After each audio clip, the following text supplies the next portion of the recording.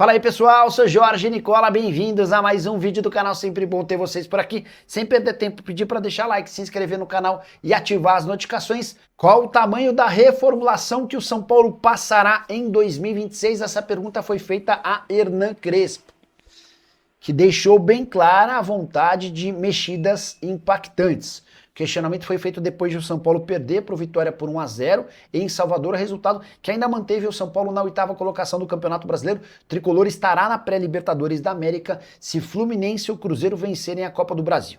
Bora para a declaração do Crespo. E a mexida? Qual o tamanho da reformulação, abre aspas, para o treinador argentino? Quando chegamos, estávamos a 1 ponto do Z4. E acabar em 8º é positivo, mas não estou feliz, porque o São Paulo pode fazer muito mais. Mas de qualquer forma a meta foi alcançada. Sobre a reformulação precisa ser grande. Somos o São Paulo, disse o Hernan Crespo, que completou, admitindo que vai à Itália, nesse período de férias, ver as filhas. E disse também, o planejamento já está feito.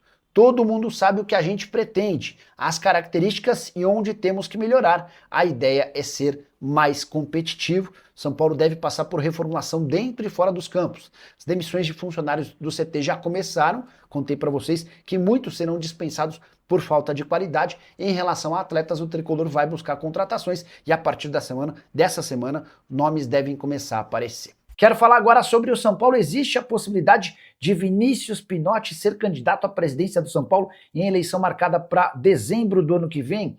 A resposta é sim. Antes de gravar esse vídeo, consultei pessoas que atuam e têm papel importante na política do São Paulo e ouvi o seguinte, abre aspas, esse é um nome que está sendo estudado pela coalizão do São Paulo.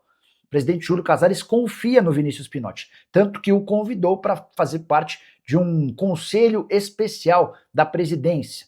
Todo assunto mais importante e o presidente costuma ouvir esses membros desse conselho e um deles é justamente o Vinícius Pinotti. Alguém que também tem boa entrada com gente da oposição, seria um nome que conseguiria reunir gente da situação e da oposição. Não há um martelo batido em relação à presença do Vinícius Pinotti como candidato. Sigo acreditando que Márcio Carlomagno, recém-empossado como homem forte do departamento de futebol, é a preferência, é a bola da vez do Júlio Casares. Mas o Pinotti surge como uma alternativa, como um plano B, e é sempre importante para o São Paulo ter mais do que um nome para a candidatura para a eleição da presidência marcada para dezembro do ano que vem. Que mais? Jonathan Calleri vai ficar no São Paulo? Vai, essa dá para cravar. O São Paulo esse ano tinha um elenco nível meio de tabela da Série B. Não acho não. Jogando completo, eu acho que eles bom, enfim. Elenco caro para nada, é caro mesmo. O Oscar devia continuar fingindo que joga na Arábia, China, Coreia. Se eu sou dirigente do São Paulo, eu procuraria o Oscar para tentar um acordo. O São Paulo 01 está perguntando se o Luciano vai ser vendido. Cara, o Luciano é um dos poucos caras que não se machucam, né? O Carlos de Matos faz a melhor pergunta da noite. Quem é o Paulo Nobre do São Paulo? Se o São Paulo soubesse, o São Paulo precisava colocar esse cara para trabalhar urgentemente. O Paulo Azeredo, membro há 34 meses. Boa noite, Nicola. Agora que acabou a temporada, o São Paulo precisa de uma reformulação gigante, desde os profissionais do dia a dia até os jogadores. Em relação aos profissionais, isso já começou. Foram 7 demissões nessa semana e outras tantas nos próximos dias. Vão rodar funcionários de muito tempo que não têm entregue. Eu já contei para vocês, há uma preguiça enorme lá, uma indisciplina, pouca determinação, enfim, o São Paulo vai mexer. E em relação ao elenco também a gente deve ter mudanças significativas, tá bom? O Douglas Rocha, agradecer as quase 4.000 pessoas, somando todas as redes sociais, bem legal ver tanta gente com a gente por aqui. Douglas Rocha, Nicola, você acha que em quais posições o São Paulo deve trazer contratações? Eu não gastaria com goleiro. Cara, eu achei a atuação do Mike contra o Internacional bem ruim, apesar do gol. E também não confio muito no Cédric, mas há outros laterais subindo que talvez me façam, até pela falta de dinheiro do São Paulo, me fariam talvez não investir em lateral direito. Na esquerda certamente eu não investiria, em zagueiro eu certamente não investiria. Pro meio campo, se o São Paulo tiver todo mundo, eu acho que falta só um 10, até porque o Oscar é absolutamente incerto, né? Pro ataque falta atacante de velocidade, então 10 atacante de velocidade e talvez um primeiro volante, até porque o Luiz Gustavo vai embora, né? Nicola fala sobre os 200 milhões de reforços. Marcial dos Santos. Marcial, não tem essa história de o São Paulo criar um fundo. para captar 200 milhões de reais para investir em reforços para o profissional, tá? São Paulo tinha essa ideia para a base, mas eram 350 milhões de reais. O São Paulo recuou em relação à aprovação desse projeto no Conselho por entender que seria grande a chance de ser rebaixado, dele ser recusado, tá bom? O Nari, que reapareceu depois de longo e tenebroso inverno. Pelica pode ser bomba. André Falco disse em seu blog que se Oscar se aposentar, o São Paulo vai tentar repatriar Neres, caso confirme a ida para pré-Libertadores. Quer ver, ó? David Neres. Vamos tentar pegar o momento dele, só para... Vamos lá. Acho até que meteu gol esse final de semana. Vamos só confirmar aqui antes de... não, deu assistência, tá? O Napoli venceu a Juventus por 2-1. Ele foi titular e deu assistência para o gol. São 18 jogos na temporada, 3 gols e 4 assistências. Tem sido muito mais titular do que reserva. Por exemplo, ó, 2 gols contra a Atalanta, vitória por 3-1. Foi titular contra o Karabag e não fez gol. 1 gol contra a Roma, jogo de times na parte de cima da tabela. Foi poupado contra o Cagliari, entrou só 16... Não, chance nenhuma dele vir para o Brasil, mas nenhuma. Especialmente para o... deixa eu... Só para acrescentar. Valor de mercado do David Neres hoje.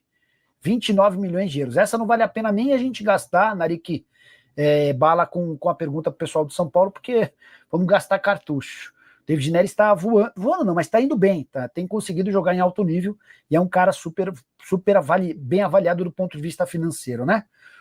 O Marcial está perguntando sobre reforços para o São Paulo, que dá para descartar o Cebolinha, dá para descartar o Scarpa. Nomes que têm sido especulados estão todos fora da realidade tricolor. Edson Pinheiro, membro do canal do Nicola e torcedor de São Paulo. Salve, Nicola! São Paulo vai fazer a rapa no Fortaleza? Pochettino é bom jogador, eu gosto. Tem alguém no Ceará que vale a pena? Scarpa vem? Perguntaram sobre o Scarpa. Eu mandei mensagem para o Júlio Casares, o Júlio garantiu que não, tá? Que nunca foi discutido. Jogadores bons no Fortaleza? O Fortaleza tem muito veterano, que não é uma coisa que o São Paulo quer, né? Os mais novos certamente são mais caros. Renato Rosa, boa noite, Nicola, tudo bem? Com o fim do Campeonato Brasileiro, ouvi falar que vai contratar peças pontuais. E o Luiz Gustavo deve sair? Deve sim, tá, Renato? O São Paulo vai fazer uma mudança grande no elenco para a próxima temporada. O Dineno não fica, o Rigoni também não. O Luiz Gustavo deve ir embora. O São Paulo vai abrir mão de jogadores caros e mais veteranos. E faz sentido, porque são jogadores que ocupam o espaço e fazem com que a folha seja alta e pior, alta com problemas de lesões. O JFP Santos, para o São Paulo, 1 bilhão seria simbólico. Deve vender mais algum atleta, você tem mais 23 dias. De fato, bater bilhão é verdade. O JFP Santos pedindo para falar mais sobre as receitas do São Paulo. Vou falar tudo o que eu sei, tá, Jota? O São Paulo estima que vai fechar esse ano com 970 milhões de reais de arrecadação.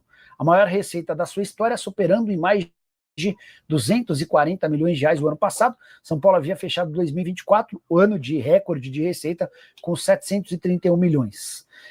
Desses 970 milhões de 2025, a maior parte veio da venda de atletas. O São Paulo vai fechar mais ou menos com 300 milhões de reais a arrecadação com transferências de jogadores, tá?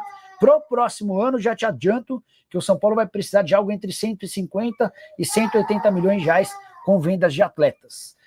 Que mais que a gente pode contar? A presença na pré-Libertadores aumenta a capacidade de faturamento do São Paulo para o próximo ano. A promessa, a garantia da diretoria de que o tricolor vai reduzir em cerca de 50, 60 milhões de reais ao longo desse ano e vai registrar um superávit, que pode ser superior a 10, 15 milhões de reais, com a lembrança de que no ano passado o déficit foi de 280 milhões de reais. Boa noite, Nicola. Que final de ano melancólico para o São Paulo.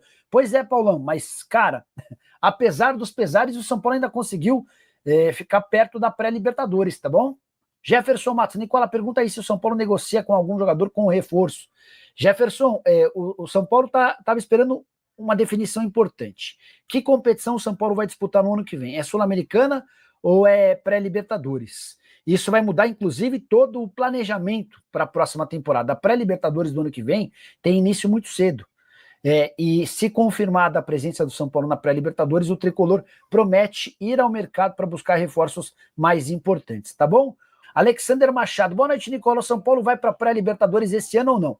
Alexander, o São Paulo terminou em 8º lugar, tá? Então agora está definido. O São Paulo vai para a pré-Libertadores se o campeão da Copa do Brasil for o Fluminense ou o Cruzeiro. Por quê? Porque o G7 viraria G8. O Cruzeiro e o Fluminense já estão entre os 7 primeiros colocados. Se eles ganharem a Copa do Brasil, eles vão para a Libertadores via Copa do Brasil e abrem mais uma vaga, o G7 vira G8. Então o São Paulo vai para a Libertadores se ou o Fluminense ou o Cruzeiro vencerem. O São Paulo pode já saber dessa classificação no domingo, só para vocês entenderem. Na quarta-feira tem um jogo de ida, Corinthians e Cruzeiro, Fluminense e Vasco. No final de semana, os jogos da volta. Se Fluminense e Cruzeiro estiverem na final, e hoje eles são os favoritos, aí já dá para cravar que o São Paulo vai para a pré-Libertadores, tá bom? Fala pessoal, estamos aí com atualizações importantes do São Paulo. Se inscreva e ative o sininho para receber mais atualizações do Tricolor. Deixe seu like que é muito importante para o crescimento do canal. Utilize o espaço aqui embaixo para registrar sua opinião. Ficamos por aqui com mais esse giro de notícias. Um abraço e até o próximo vídeo.